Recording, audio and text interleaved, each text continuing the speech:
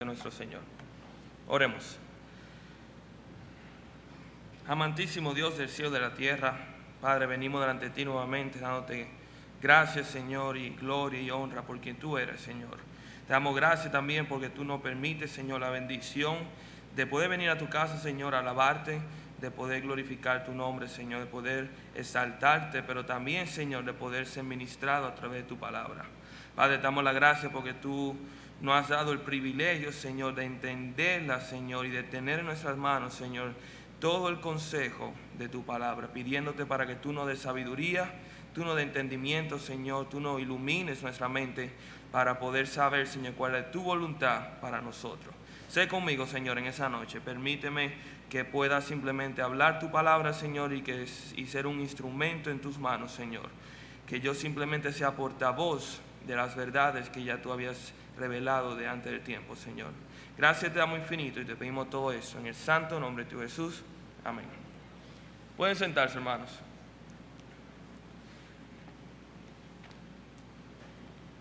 Esa noche el Señor ha puesto en mi corazón un pasaje, el cual yo he estado estudiando ya un tiempo. Pero antes de entrar en materia, tenemos que entender algo. Nosotros los seres humanos muchas veces trabajamos o hacemos planes en el presente, pero en vista del futuro. O sea, hoy en día, en el presente, planificamos dónde viviremos, qué estudiaremos, dónde vamos a trabajar, a qué edad yo me pienso retirar, etcétera, etcétera. Y todos son esos planes futuros que nosotros tenemos que determina lo que nosotros vamos a hacer en el presente.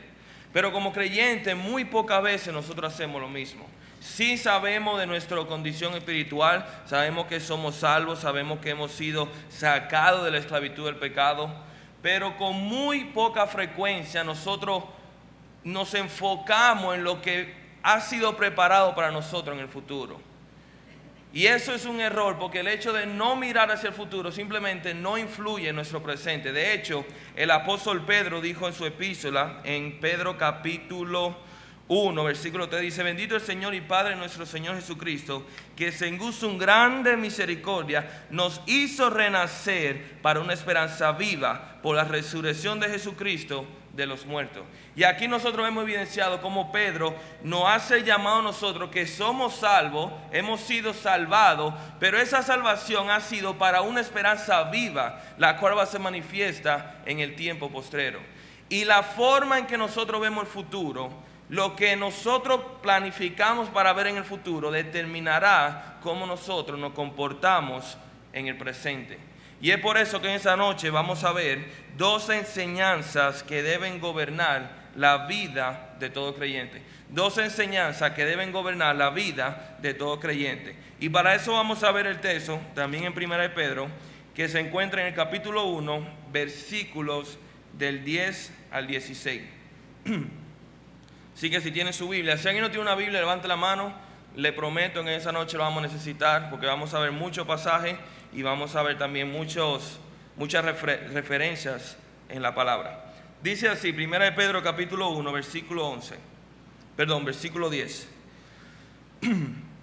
Los profetas que profetizaron de la gracia destinada a vosotros, inquirieron y diligentemente indagaron acerca de esa salvación, escudriñando qué persona y qué tiempo indicaba el Espíritu de Cristo que estaba en ellos, el cual anunciaba de antemano los sufrimientos de Cristo y las glorias que vendrían tras ellos. A esto se les reveló que no para sí mismo, sino para nosotros administraban las cosas que ahora os son anunciadas, por lo que os han predicado el Evangelio por el Espíritu Santo enviado del cielo, cosas que las cuales anhelan mirar los ángeles. Por tanto, ceñid los lomos de vuestro entendimiento, sed sobrio y esperad por completo en la gracia que se os traerá cuando Jesucristo sea manifestado. Como hijos obedientes, no os conforméis a los deseos que antes tenías estando en vuestra ignorancia, sino como aquel que os llamó es santo, sed también vosotros santos en toda vuestra manera de vivir, porque escrito está: sed santo, porque yo soy santo. Y vamos a dejarlo aquí porque nos vamos a enfocar en este pasaje, primordialmente en los versículos del 13 al 16. Pero antes de entrar en materia, nosotros tenemos que tener una información, tenemos que ver lo que es el plano contextual. Número uno, tenemos que entender a quién fue que el apóstol Pedro le escribió esa epístola. Esta epístola, el apóstol Pedro, si nosotros vemos en el versículo 1, fue a los cristianos que se encontraban en diferentes ciudades del Asia Menor. Son cristianos que han tenido que salir de sus ciudades, mayormente de Jerusalén, porque han enfrentado persecución por parte del Imperio Romano. O sea que son un grupo de creyentes extraditados fuera de su patria, pero siendo perseguidos por su fe. Y aquí Pedro le escribe para darle aliento. Para darle aliento, número uno, en el medio de las tribulaciones, pero también darle aliento porque ellos estaban enfrentando una presión cultural donde ellos se encontraban. Al ser peregrinos, al ser extranjeros, ellos habitaban en terreno, en naciones que en su naturaleza eran naciones impías. Por ende, la tendencia y la cultura de esa nación era simplemente una tendencia mundana. Y la presión era tanta de que los cristianos en sí tenían dos opciones: o ceder a la presión y conformarse a la cultura de ellos, o simplemente resistirse y poner su vida en peligro. Entonces por eso Pedro aquí le escribe y le alienta. Y eso es muy relevante para nosotros, porque aunque presentemente, por lo menos en nuestra nación, nosotros no enfrentamos persecuciones por nuestro evangelio, es muy cierto que nosotros enfrentamos presión cultural. Enfrentamos presión de parte del mundo, del sistema mundano, que nos empuja o que nos insiste a tratar de parecernos más al sistema del mundo. Pero aquí vemos que Pedro nos alienta y escribe esa carta. Otra cosa que nosotros debemos ver en ese versículo es el contexto. Pedro comienza la carta diciendo acerca de la esperanza que ellos tienen, diciendo acerca del propósito de la tribulación, pero después le da un detalle muy interesante, que son los que nosotros vimos en los versículos del 10 al 12. Y eso es que Pedro comienza a hablarnos de nosotros acerca de Cristo. Número uno, de cómo Cristo fue crucificado, de cómo Cristo fue escudriñado y cómo Cristo fue a nosotros, no crucificado, sino profetizado. Y nosotros vemos que en el versículo 10 nosotros dice que los profetas fueron los que profetizaron acerca de la gracia destinada. O sea, el Señor le puso palabra a ellos en el Antiguo Testamento de la revelación del Mesías que iba a venir en el Nuevo Testamento. Pero no solamente eso, sino que nosotros vemos que esos mismos profetas estudiaron, indagaron, escudriñaron las Escrituras, número uno, para saber el tiempo en el cual iba a venir el Mesías, la persona en la cual iba a venir el Mesías, pero también el sufrimiento que iba a sufrir. Y dice aquí que a pesar del sufrimiento, también ellos indagaron el hecho de que ese sufrimiento, o sea, la muerte en cruz, iba a traer como resultado el hecho de que iba a venir una gloria, como dice al final del versículo 12, dice, los sufrimientos de Cristo y la gloria que vendrían tras ellos. Pero después el versículo 12 dice, y eso es muy interesante, que todo eso que ellos profetizaron, toda esa revelación que fue dada a ellos, no fue para ellos, sino a nosotros. A nosotros se nos dio el privilegio de ser testigo de esa revelación, de ser testigo de esa manifestación de Cristo. Y con tanto que ellos anhelaban, con tanto que ellos deseaban ver cómo era que el Mesías iba a manifestarse aquí en la tierra, ellos no lo pudieron ver. Pero era tanto, incluso que hasta los ángeles, dice aquí el versículo, los ángeles deseaban y anhelaban ver esa manifestación, que era el hecho simplemente de cómo Cristo iba a venir al mundo, iba a redimir a la humanidad del pecado, iba a reconciliar a la humanidad de nuevo con su Creador. Y los ángeles anticipaban ver cómo Cristo iba a hacer esa obra de redención. Y en base a eso, nosotros vemos el versículo 13 que dice el apóstol Pedro, por tanto. ¿Y qué quiere decirse por tanto? Por tanto, a consecuencia de esto, a consecuencia de las bendiciones que tenemos, del privilegio, del hecho de que nosotros conocemos lo que es el Evangelio de Cristo y cómo Cristo fue manifestado, gracias, eso debe producir en nosotros una actitud de agradecimiento. Pero esa actitud de agradecimiento debe ser manifestada en una conducta, en un estilo de vida de santidad. Y aquí es donde nosotros llegamos a nuestra primera enseñanza, que se encuentra en el versículo número 13. Dice así: la primera enseñanza que nosotros debemos permitir que gobierne sobre nuestra vida es el hecho de que la esperanza de la manifestación es venidera. Es el hecho de la esperanza de la manifestación. ¿Qué quiere decir eso? Vamos a llegar en un ratico a explicar lo que quiere decir esta frase. Pero lo primero que nosotros vemos es que somos introducidos aquí en ese versículo a la introducción de la manifestación de Cristo. Y eso ha sido un tema muy constante a través de la epístola de Pedro. Nosotros, hasta el versículo 13, ya Pedro ha mencionado 6 veces o ha hecho referencia a esa esperanza que tenemos en el futuro. Y no solamente la esperanza, sino a los tiempos postreros. Nosotros vemos en el versículo número 3, vemos en el versículo número 4, en el 5, en el 7 y en el 13. O sea que nosotros vemos de que por lo menos en ese momento ha sido una tendencia en Pedro a hacer referencia constantemente a la manifestación futura de Cristo Jesús. Y Pedro aquí nos enseña la manera en la cual nosotros debemos anticipar o debemos esperar esa manifestación. Y eso lo dice aquí en el versículo 13, dice: por tanto, ceñid los lomos de vuestro entendimiento.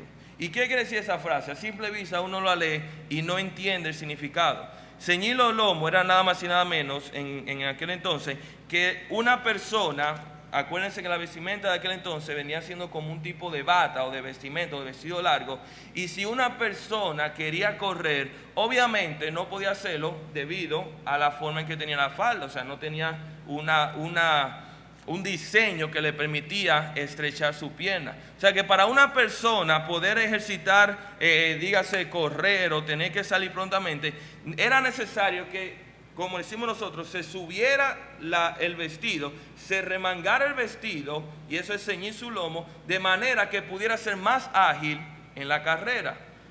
Y esa es la connotación que tiene aquí el apóstol Pedro. Está diciendo simplemente: ceñid los lomos de vuestro entendimiento. O sea, prepararnos, estar siempre listos, sed ágiles, de manera que podamos estar preparados para la acción.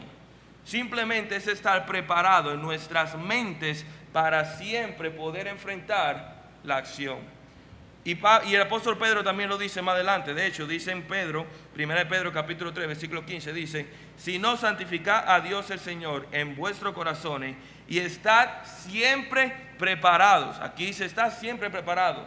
No simplemente en el momento que yo sé que voy a tener que dar una razón, sino en el momento en el cual yo no lo estoy esperando. Dice: estad siempre preparado para presentar una defensa con mansedumbre y reverencia ante todo el que os demande razón de la esperanza que hay en vosotros. Y aunque ese versículo está hablando específicamente de nosotros defender nuestra fe, o sea, está hablando aquí de apología, el principio es el mismo.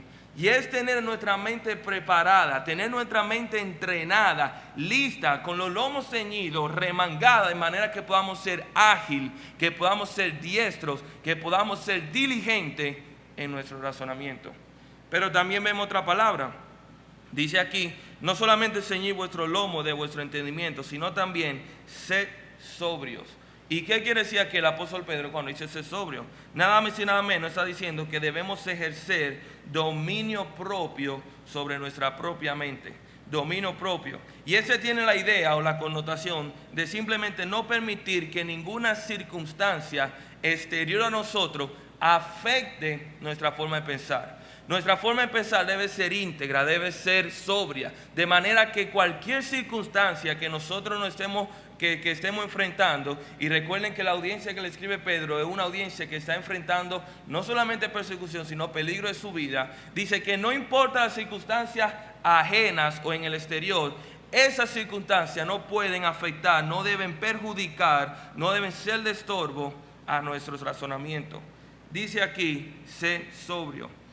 Pero también dice aquí que no solamente debemos ceñir vuestros lomos y ser sobrio, sino esperar por completo en la gracia que os ha que os traerá cuando Jesucristo sea manifestado. Aquí dice esperar por completo. Y es interesante que cuando dice aquí esperar, no está hablando en el sentido de tiempo. Por ejemplo, yo puedo esperar a que algo pase. Yo sigo esperando, pero yo estoy esperando cronológicamente, en el sentido de tiempo, a que el tiempo se consuma y pase algo. Pero esa no es la connotación que dice aquí el apóstol Pedro, sino que dice esperar en el sentido de una anticipación. Por ejemplo, yo espero por el día en el cual yo sea padre. No es que va a ser cierto, Nancy, pero yo espero por el día. O sea, yo anticipo, yo estoy velando por ese día. Y esa es la connotación que dice aquí. No está diciendo que debemos esperar, pero después hay otra palabra que es completo. Y es una palabra sumamente interesante en el griego, porque esa palabra completo se traduce o se entiende también como perfección. Y eso quiere decir nada más y nada menos que agotar todas las oportunidades que nosotros tenemos para esperar. Agotar todas las oportunidades que nosotros tenemos para esperar. O sea, que no es simplemente esperar porque soy obligado, sino yo mismo ser diligente en esperar, en esa anticipación, en velar por esa futura venida. Ahora, lo interesante que nosotros vemos aquí es que no solamente nos dice el requisito o nos dice la manera en que nosotros debemos esperar, nos dice ciñendo nuestros lomos, estando listo en nuestra mente, nos dice siendo sobrio, también nos dice siendo paciente, esperando, pero también nos dice el objeto o la razón por la cual nosotros debemos esperar. Y esta es nada más y nada menos que la manifestación de Cristo Jesús. ¿Y qué quiere decir aquí el apóstol Pedro con la manifestación de Cristo Jesús? La palabra manifestación en el griego es la palabra apocalipsis, de la cual nosotros tenemos nuestra palabra Apocalipsis, el libro Apocalipsis. Y simplemente significa, o sea, la traducción literal es manifestación, revelación, descubrimiento o desvelamiento. La palabra apo significa sin y aplipsis significa velo. O sea, básicamente es sin velo, es revelar, es quitar ese velo delante de nosotros que impedía el entendimiento o impedía que algo fuera manifiesto y ahora lo es. Y eso es lo que significa Apocalipsis. Por eso que dice el primer versículo de Apocalipsis, es aquí, Juan, apóstol de Jesucristo, la revelación de Cristo Jesús. Estoy parafraseando. Y esa revelación está hablando de la palabra Apocalipsis. Entonces, lo que está diciendo aquí el apóstol Pedro es que nosotros como cristianos debemos ser sobrios, debemos ceñir los lomos de entretenimiento y debemos esperar por la revelación, por la manifestación de Cristo Jesús. ¿Y qué está hablando aquí el apóstol Pedro? Nada más y nada menos que está hablando de la segunda venida de nuestro Señor Jesucristo. Y es muy interesante el hecho que él usa esta palabra, porque si ustedes se ponen a estudiar, cuando Cristo vino aquí en su primera venida, dice en Filipenses que Él se despojó de toda su gloria, de todo su poder como Dios y se hizo semejante a los hombres. O sea, en otra palabra, Él cubrió su majestuosidad y su poder cuando vino aquí a la tierra. Sin embargo, cuando venga en su segunda venida no va a ser así, sino que Él va a revelar su gloria y nosotros le veremos a Él tal y cual es. Y es esa gloria la cual fue manifiesta en el monte de la transfiguración, cuando se le aparecieron tanto Elías como Moisés, que dice la Biblia que su rostro fue resplandeciente y que esa también es la manifestación del cuerpo resucitado de nuestro Señor Jesucristo. Y no solamente vemos esto, sino que también en su primera venida, cuando Cristo vino aquí a la tierra, Él vino a introducirnos a nosotros, a introducir aquí en la tierra su reino. Pero cuando Él venga en su segunda venida no va a ser así, sino que Él va a venir a establecer su reino aquí en la tierra. En su primera venida Él vino a salvar el mundo, pero sin embargo en la segunda venida Él va a venir a juzgarlo. En su primera venida Él vino a la semejanza de un siervo, pero Él va a venir en su segunda venida como el Rey eterno y como soberano. En su primera venida Él entró por Israel en el día de Domingo de Ramos, el Domingo de Palmas, fue montado en un asno, y un asno simbolizaba paz. Él vino aquí entrando, como quien dice, declarando paz entre Dios y los hombres. Sin embargo, dice Apocalipsis que cuando Él venga en segunda venida, va a venir montado en un caballo blanco. Y los caballos eran animales que se usaban para la guerra. Él va a venir trayendo juicio. Él va a venir declarando guerra. Y por último, nosotros vemos que en su primera venida, Él vino a los suyos y los suyos no le recibieron. Sin embargo, en su segunda venida, dice la palabra que toda rodilla se doblará y todo mundo confesará que Él es Señor.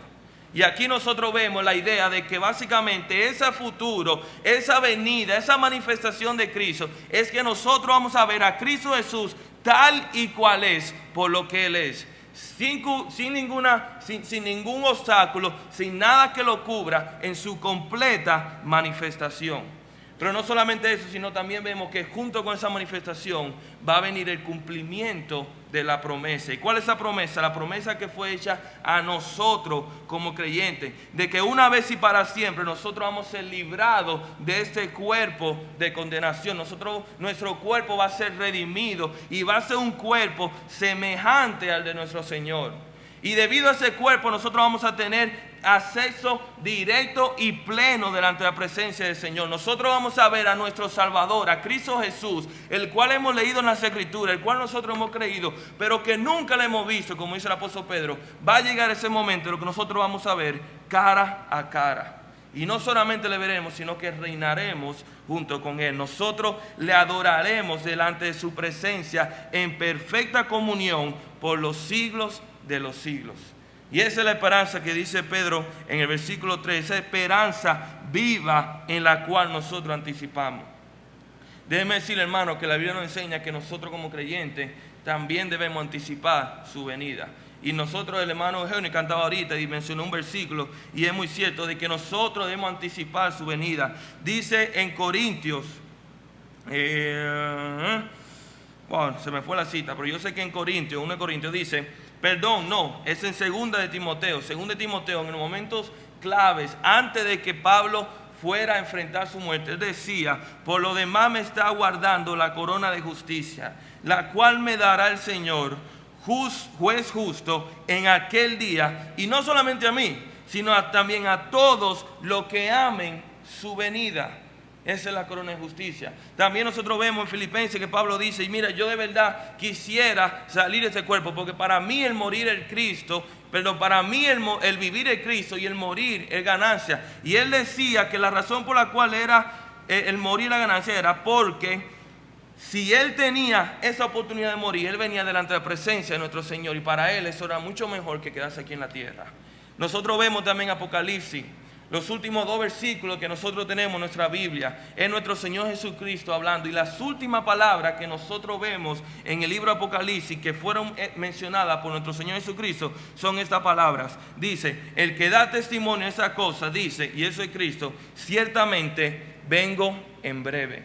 ¿Y cuál es la reacción de Juan el apóstol? Amén, sí, ven Señor Jesús.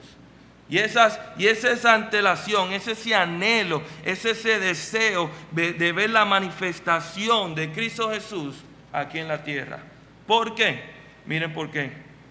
El creyente que anhela la venida del Señor tiene una mayor motivación para vivir en obediencia. El creyente que anhela y desea la revelación, la manifestación de Cristo y su venida y su regreso glorioso, tiene una mayor motivación para en el presente vivir en obediencia.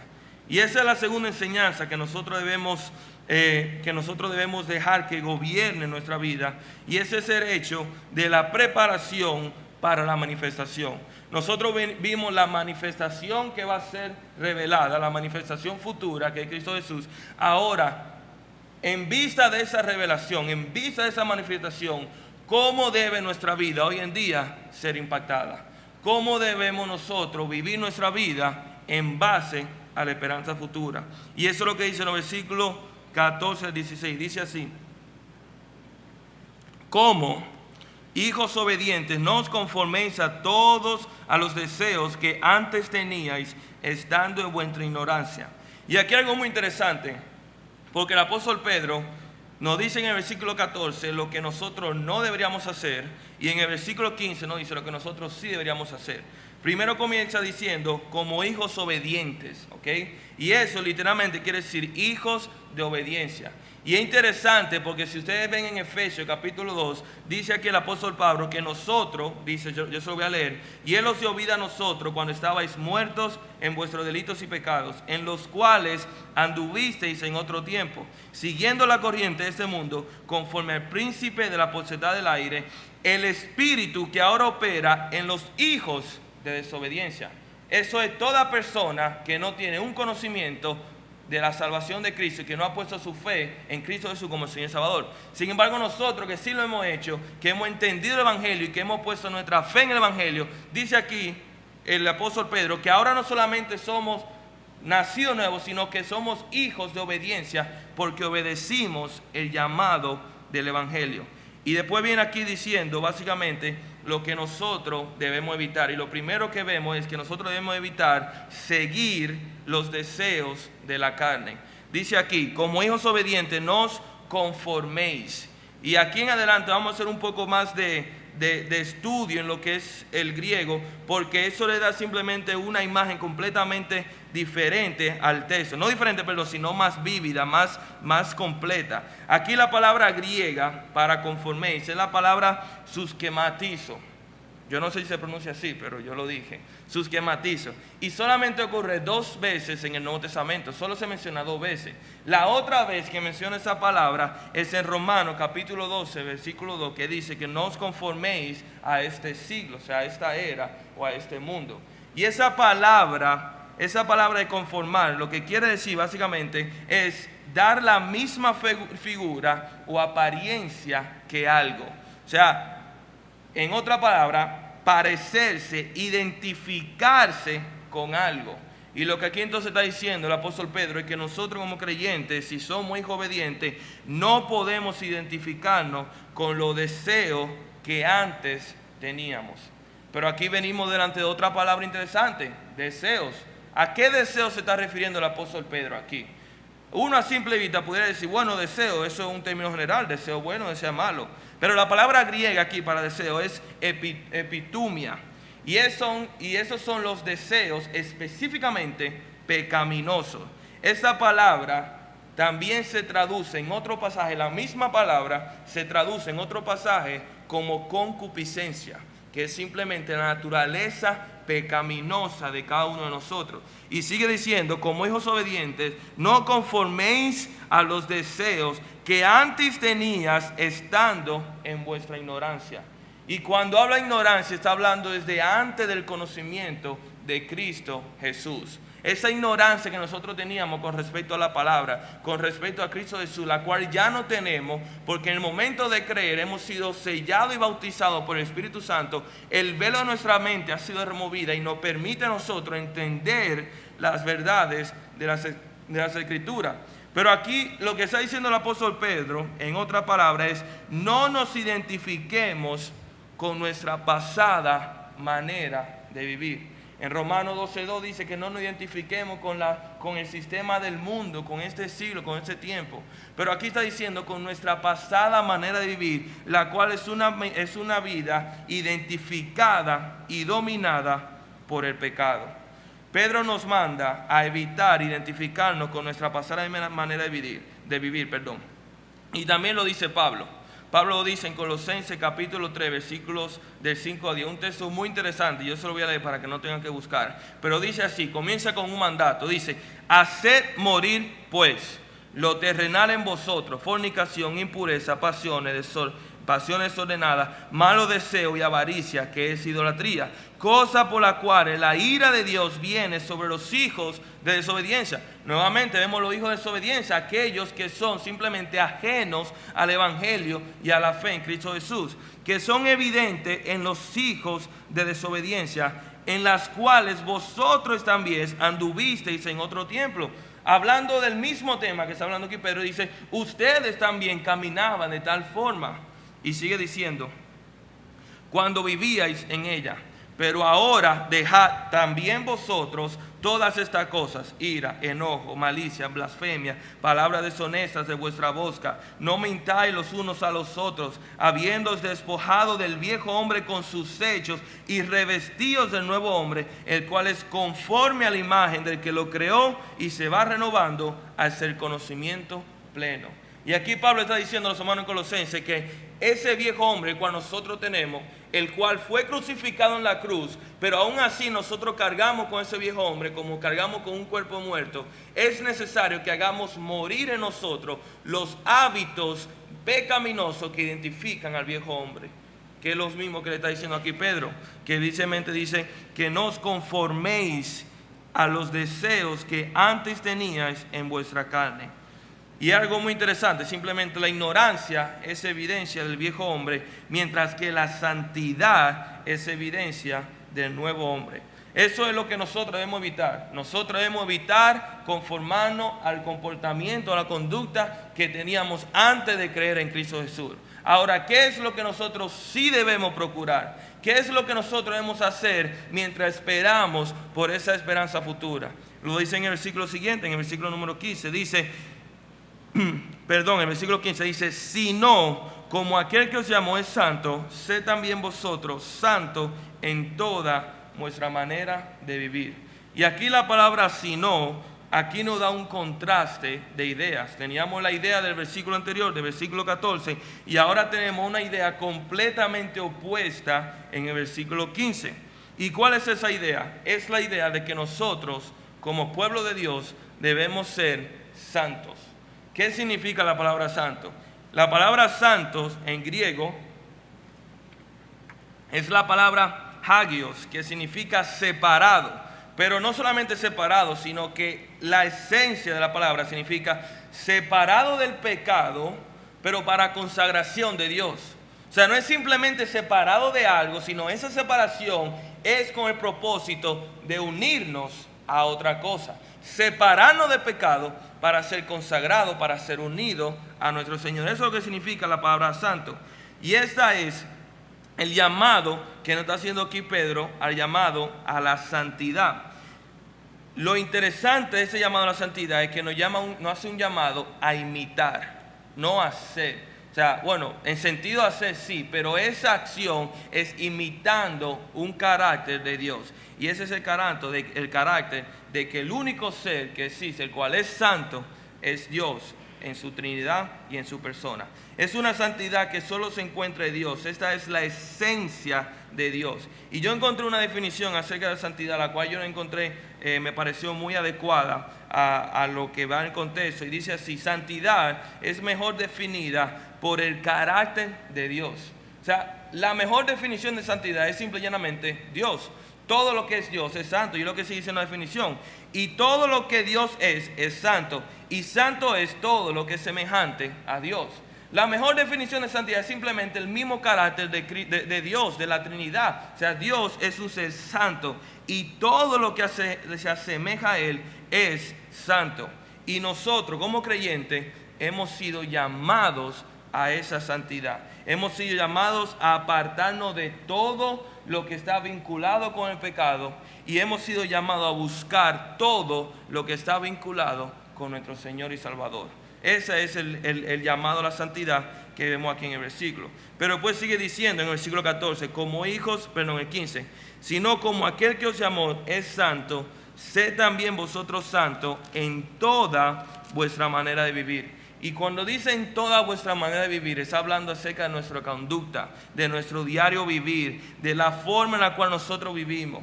Y está relacionando toda nuestra vida con el hecho de que toda nuestra vida debe ser santidad. Esto es que tanto en mis relaciones con otra persona, en mi trabajo, en mis estudios, en mi familia, debe ser evidente una separación del pecado y una consagración al Señor en todas y en cada una de las áreas. Nosotros hemos estado estudiando el libro de Efesios con los jóvenes los sábados, y nosotros hace un par de semanas llegamos a Efesios capítulo 4 y llegamos al capítulo 4 versículo 1, y aquí es un versículo increíble porque en los capítulos 1, 2 y 3 de Efesios el apóstol Pablo ha estado dando una una enseñanza doctrinal de las bendiciones que tenemos como creyentes. Pero en los capítulos 4, 5 y 6 toma esas bendiciones y nos las pone en un plano práctico. Cómo nosotros como cristianos debemos parecernos, debemos ejercitar el llamado por el cual fuimos llamados. Y mira lo que dice el versículo 4, el capítulo 4, versículo 1, dice: yo pues, preso en el Señor, os ruego que andéis como es digno de la vocación a la cual fuiste llamado. Y nosotros estudiamos de que básicamente la vocación a lo que nosotros hemos sido llamados es nada más y nada menos que a ser santo. Pero hay algo muy interesante aquí, y es la palabra digno. La palabra digno en el griego, tiene una connotación de una balanza. Una balanza en la cual tú tienes la balanza, tienes dos canastitas, en la cual tú tenías que comparar el peso del artículo que tú pongas de un lado con el peso del otro artículo que tú pongas. Y si la balanza está estable, dígase al mismo nivel, entonces ambos artículos tienen el mismo peso. Y lo que está hablando aquí el apóstol Pablo en Efesios es que dice que el peso de nuestro llamado debe ser el mismo peso que nuestra conducta y nuestra forma de vivir. Nosotros hemos sido llamados para ser santos, y esa santidad es imitando la santidad de Dios. Pero la santidad que nosotros debemos ejercer debe estar a nivel de la santidad de Dios con la cual nosotros fuimos llamados. Y eso es lo que está diciendo aquí el apóstol Pablo en Efesios capítulo 4, versículo 1, pero también lo que está diciendo aquí el apóstol Pedro en ese capítulo, en ese pasaje. Ahora surge la pregunta, por lo menos yo me la hice, yo no sé ustedes, si es: ¿cómo puede ser que un pecador llegue a ser completamente santo como Dios? Si nosotros vemos de que nuestra santidad debe estar al mismo nivel de la santidad de Dios, ¿cómo es posible que yo, un pecador, llegue a ese nivel? Y la respuesta es que es imposible. Es imposible llegar a ese nivel. Siempre y cuando nosotros estemos ligados a este cuerpo que es pecaminoso, siempre estaremos, directa o indirectamente, ligados al pecado. Siempre que nosotros estemos confinados, que estemos en este cuerpo de carne, estaremos ligados al pecado. Solamente cuando nosotros seamos completamente redimidos en la manifestación de Cristo es que nosotros podremos decir que somos verdaderamente santos.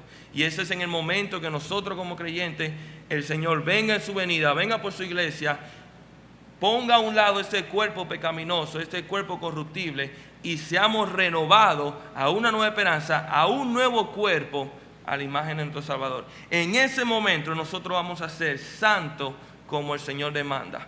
Ahora, sin embargo, eso no quiere decir que no debemos tratar.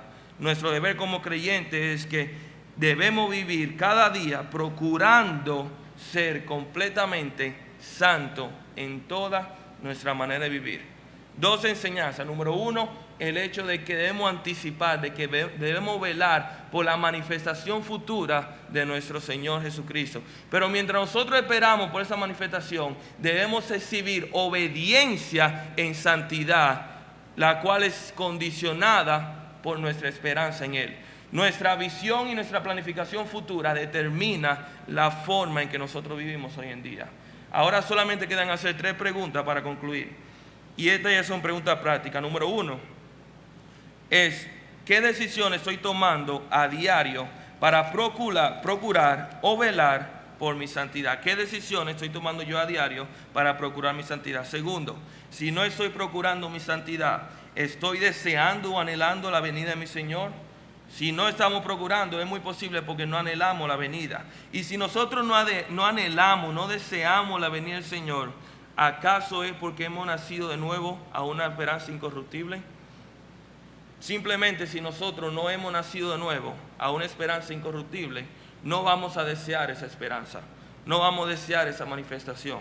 Y ahí donde nosotros debemos preguntarnos verdaderamente si hemos sido salvos, si yo he reconocido mi naturaleza pecaminosa, si yo he reconocido el hecho de que soy un pecador y merezco el infierno, y he reconocido la obra redentora, expiatoria que hizo Jesucristo cuando vino aquí en la tierra, en la cruz, entregando su vida en la cruz, pero resucitando al tercer día, probando así que Él era Dios y que tenía poder de perdonar los pecados.